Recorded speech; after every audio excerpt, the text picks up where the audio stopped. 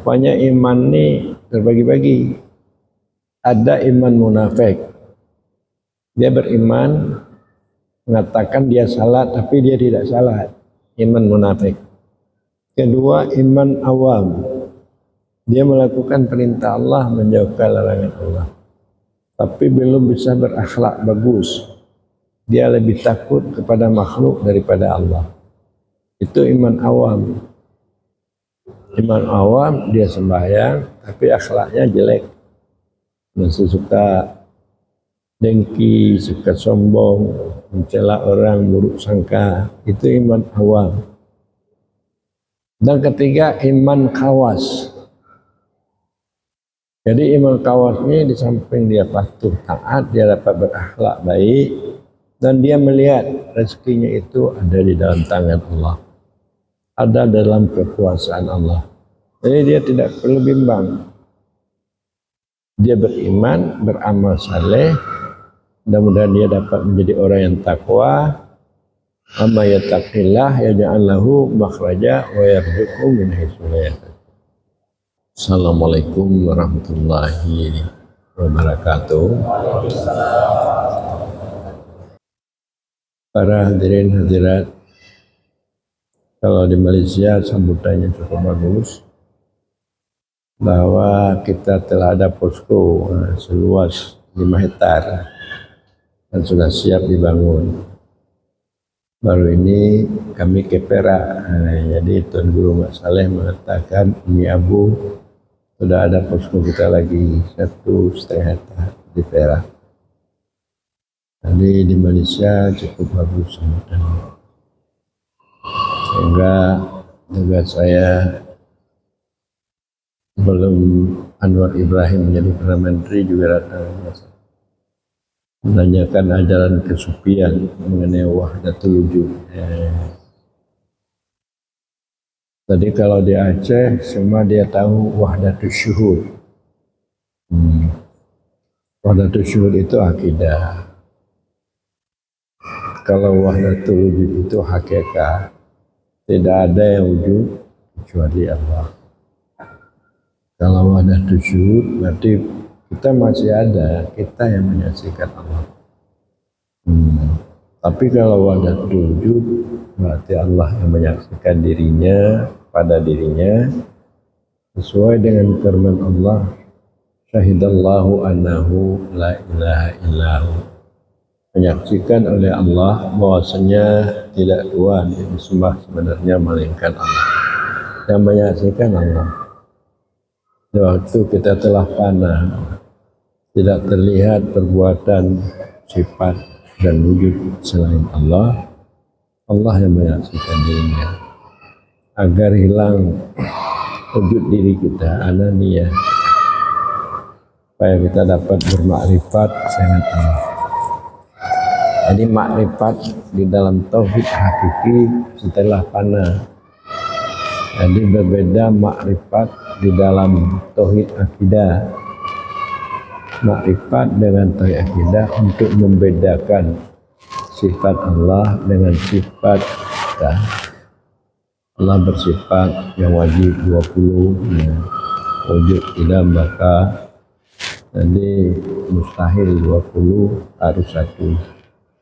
Jadi kita tidak ada sifat wujud yang berdiri sendirinya, tidak ada pada kita.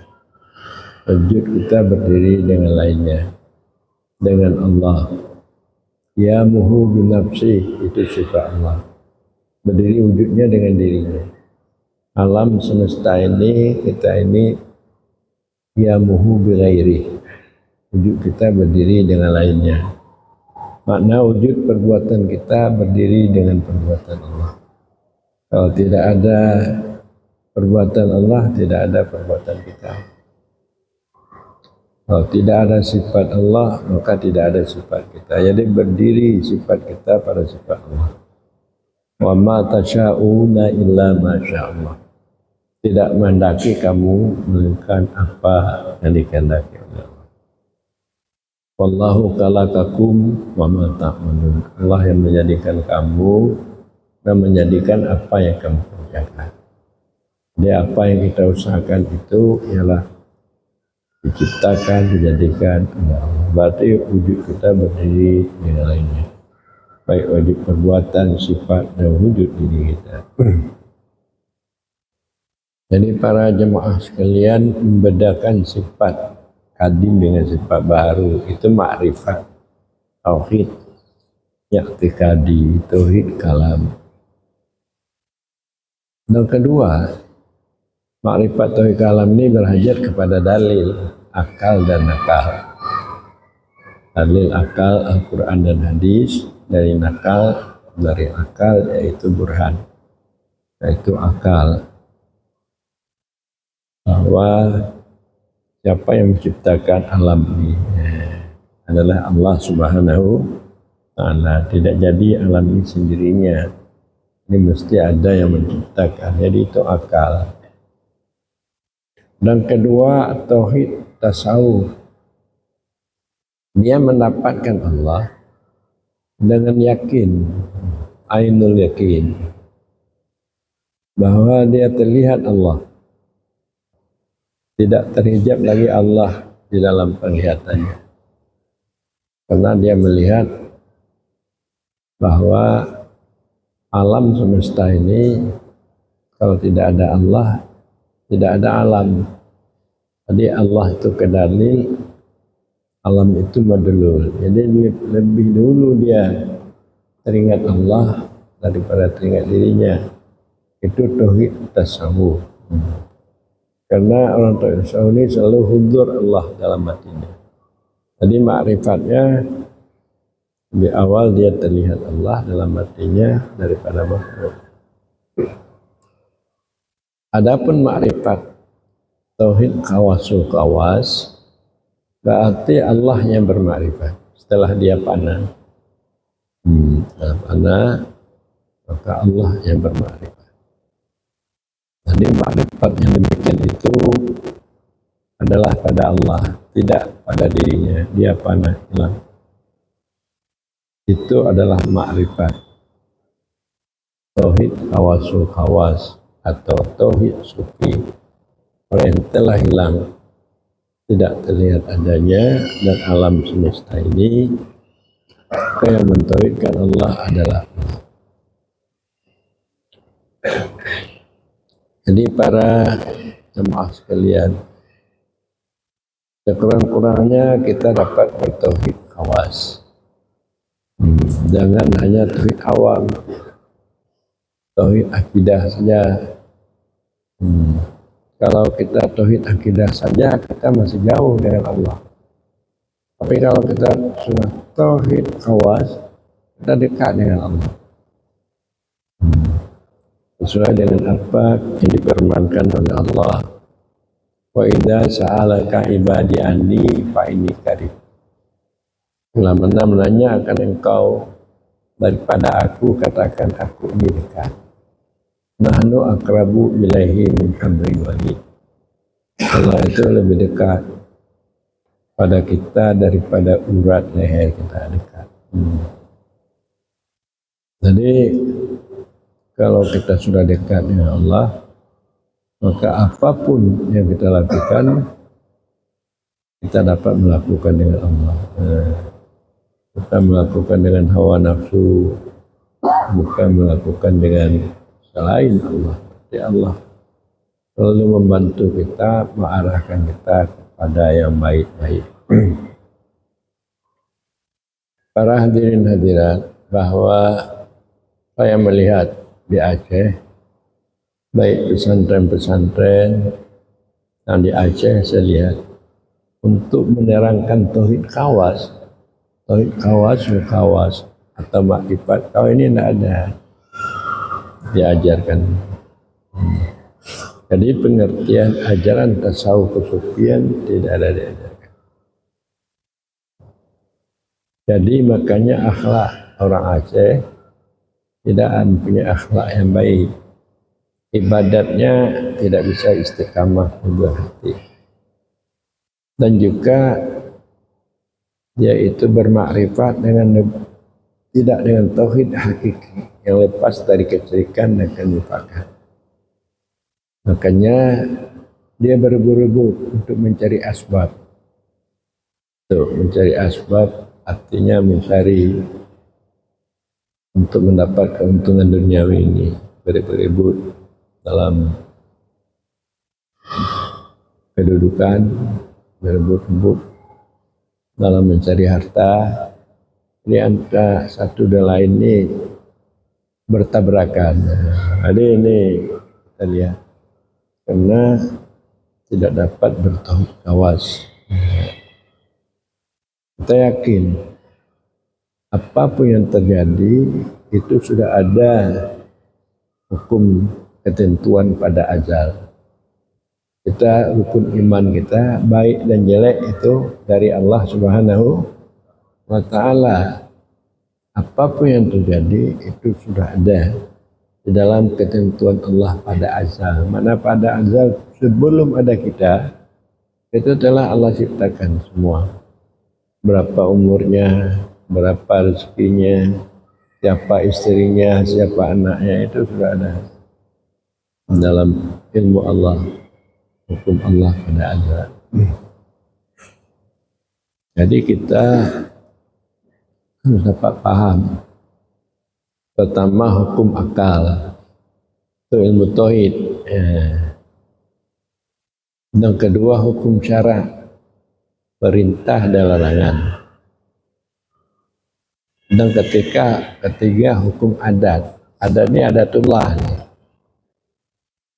Mana hukum adat ini bahwa kalau kita makan kita kenyang, itu adatullah. Kalau kita minum puas dahaga. Kalau tidak kita kenyang, tidak makan, maka kita lapar.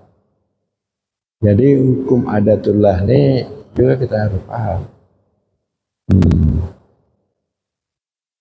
Dan keempat hukum azal. Hukum apa? Kita harus paham.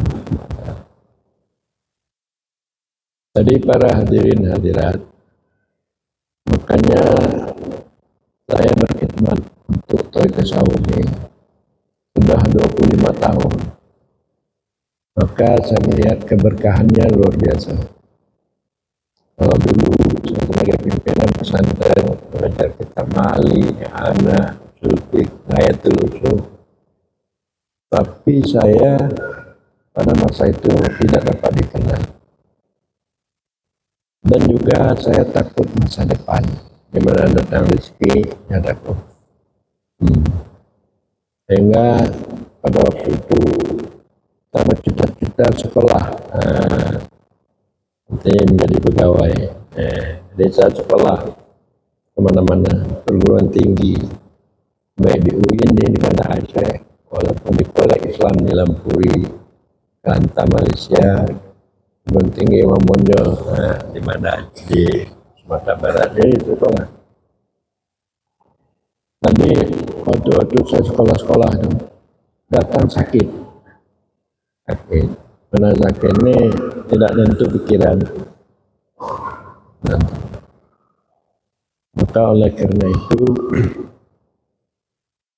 saya dinasihati oleh seorang ulama dari Tapanuli mengatakan tidak perlu susah. Yarfa'illahu alladhina amanu minkum waladhina utul ilma darajat. Allah akan mengangkat orang yang beriman daripadamu dan orang yarfa'illahu alladhina amanu minkum waladhina utul ilma, orang yang dikatakan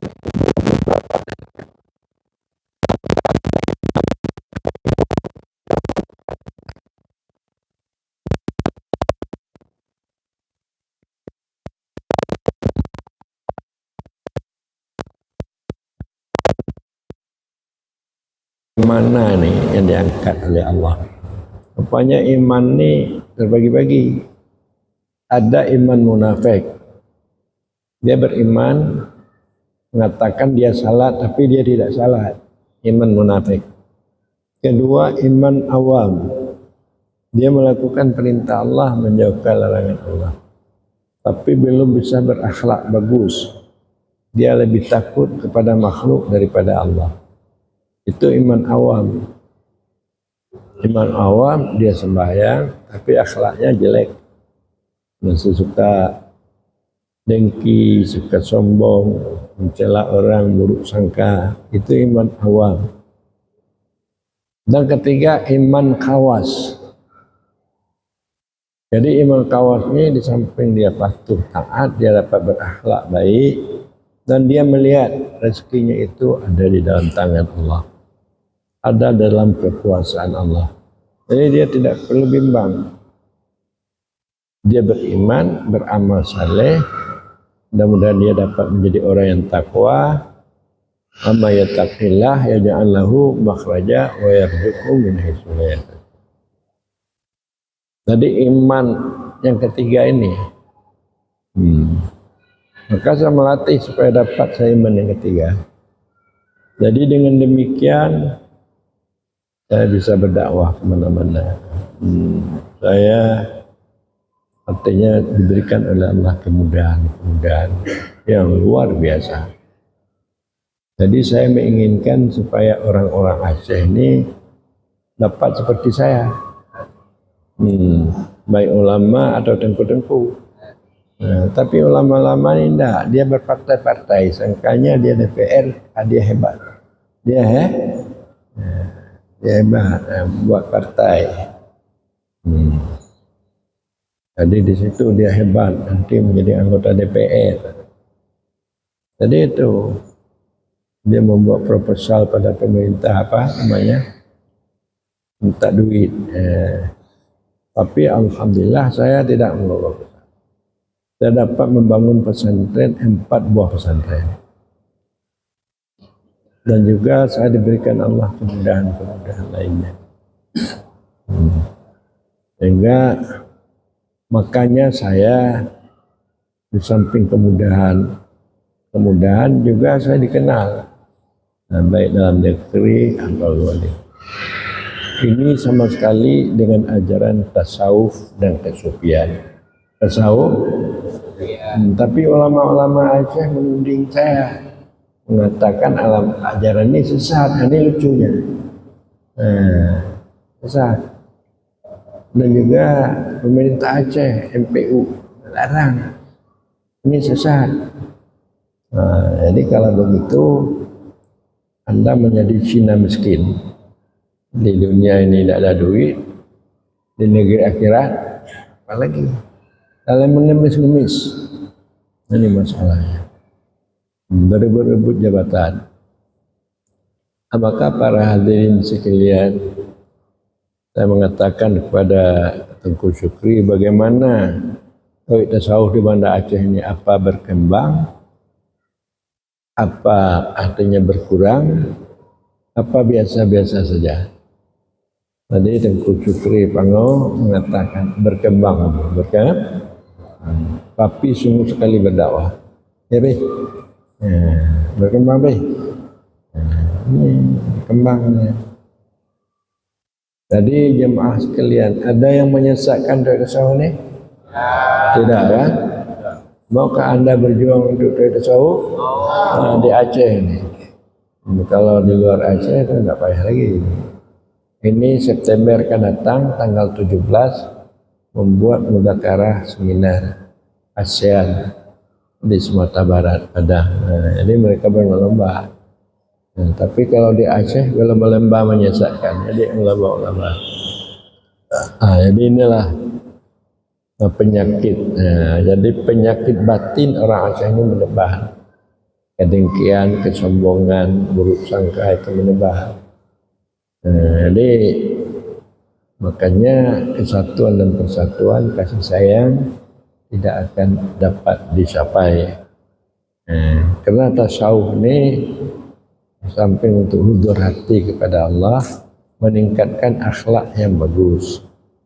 Sufi untuk dapat kita menghilangkan ananiyah, wujud diri, supaya kita dapat bermakrifat. Bermakrifat artinya tidak menganggap bahwa kita lebih, orang kurang, karena itu semua dari Allah. Jadi kita sama-sama berteman, saling melengkapi, baik orang bodoh, orang pintar, dan juga orang kaya, orang miskin. Jadi bisa gaul yang baik. Jadi inilah maksud saya, mudah-mudahan Aceh ini kembali kepada ajaran lama, ilmu kesufian. Ilmu kesufian yang dibawa oleh Hamzah Mansuri, Abdul Singkil. Maka Aceh ini dulu makmur. Aceh ini terangkat pada masa dulu.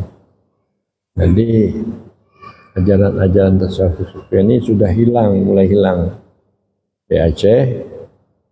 Jadi makanya Aceh tidak bisa aman, tidak bisa makmur, tidak bisa itu berkasih sayang sesama.